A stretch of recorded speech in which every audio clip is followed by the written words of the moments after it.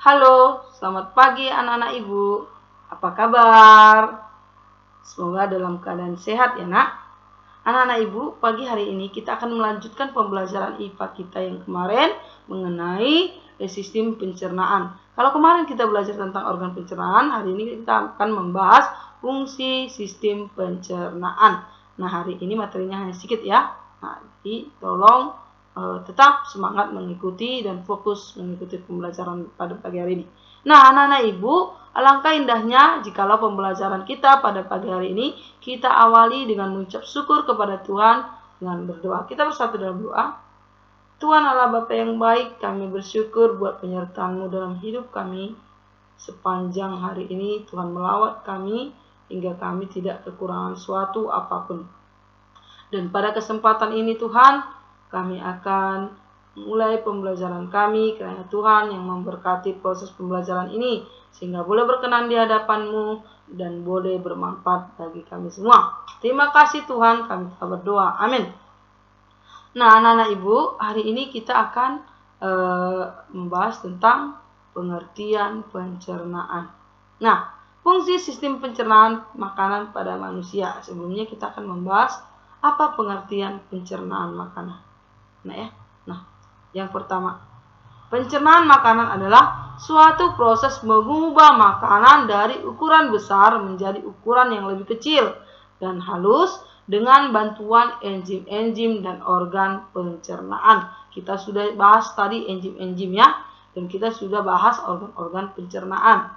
Nah, kemudian ya, fungsi sistem pencernaan pada manusia ada dua. Yang pertama, untuk menghancurkan makanan yang masuk ke dalam tubuh yang semula bentuknya kasar menjadi lebih halus. Yang kedua, untuk membuang sisa-sisa makanan yang sudah tidak diperlukan oleh tubuh. Karena jika sisa pencernaan makanan tidak dibuang, dapat menjadi racun atau toksik di dalam tubuh. Nah, kita bayangkan kalau kita tidak BAB selama beberapa hari, itu namanya penyakit sembelit ya nak ya, kekurangan serat. Kita sudah merasa tidak enak atau merasa sakit ya. Kita bayangkan kalau itu tidak keluar, maka kotoran tadi yang mengandung bakteri ya, yang sudah busuk tetap berada dalam tubuh akan merusak organ-organ tubuh kita ya. Makanya kita ada sistem pencernaan di dalam tubuh kita ya untuk membuang hal tersebut. Nah, kemudian macam-macam proses pencernaan makanan pada manusia itu ada 3. Yang pertama, pencernaan mekanik, yaitu pencernaan menggunakan gigi ya nak ya. Nah, ini terjadi di mulut ya nak ya. Nah, selain itu juga ini juga menggunakan otot-otot dinding lambung ya nak ya. Kita pelajari semalam itu bahwa di lambung terjadi pencernaan mekanik oleh dinding lambung dan enzimatis oleh getah lambung ya nak ya. Jadi mekanik itu terjadi di mulut dan di lambung. Kemudian pencernaan kimiawi atau disebut dengan enzimatis, pencernaan enzimatis, yaitu pencernaan menggunakan enzim-enzim pencernaan. Ini terjadi di mana nak? Di mulut juga. Kenapa? Karena di mulut kita ada enzim petialin yang mengubah zat gula atau karbohidrat menjadi zat gula atau glukosa. Ya. Nah, kemudian terjadi juga di dalam lambung ya. Karena di lambung menghasilkan getah lambung, ada enzimnya ya. Nah, juga terjadi di usus halus ya. Karena usus halus tepatnya di usus 12 jari itu ada penghasil getah pankreas menghasilkan 3 enzim ya. Nah, itu dia. Kemudian ya, kita masuk pencernaan biologis, yaitu pencernaan menggunakan bakteri Escherichia coli. Ayo, siapa yang ingat? Terjadi di mana ini nak? Biologis. Iya, benar ya. Terjadi di usus besar atau kolon. Next ya, kita lanjut. Nah, proses pencernaan makanan pada manusia ya. Yang pertama, proses memasukkan makanan ke mulut. Yang kedua, proses mengunyah makanan dengan menggunakan gigi. Yang ketiga, proses menelan di kerongkongan. Yang keempat, proses pemecahan makanan dari zat yang kompleks ya atau besar itu maksudnya menjadi molekul-molekul yang lebih sederhana atau kecil atau halus dengan bantuan enzim di lambung. Kemudian proses penyerapan sari-sari makanan yang terjadi di usus halus.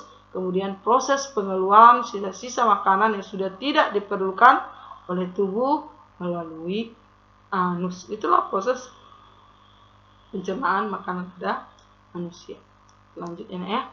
Nah, fungsi organ-organ pencernaan makanan kita udah bahas sebenarnya nak ya. Organ-organ kemarin satu persatu, tapi biar lebih jelas, mudah diingat, kita buatkan dalam bentuk tabel ya. Nah, fungsi mulut itu, organ mulut menghancurkan makanan sehingga ukurannya lebih kecil.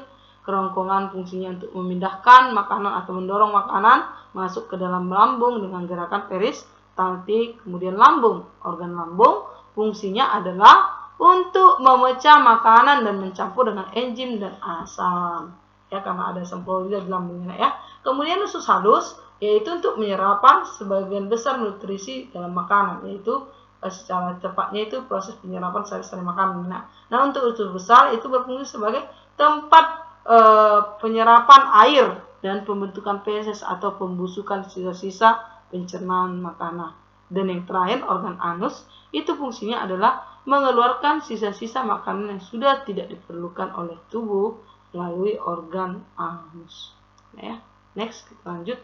Nah, ini dia diagram atau bagan sistem pencernaan makanan manusia. Ya, dari mulut masuk ke kerongkongan. Dari kerongkongan makanan masuk ke lambung, dari lambung setelah melalui tahap enzimatis dan kimiawi makanan masuk ke dalam usus, di usus makanan dicerna secara enzimatis dengan bantuan enzim pencernaan, dan juga makanan diserap di sini ya. Kemudian dialirkan ke usus besar. Di sini makanan ya, sisa-sisa penyerapan sari makanan itu dibusukkan dengan bantuan Escherichia coli dan juga tempat penyerapan sisa air ya.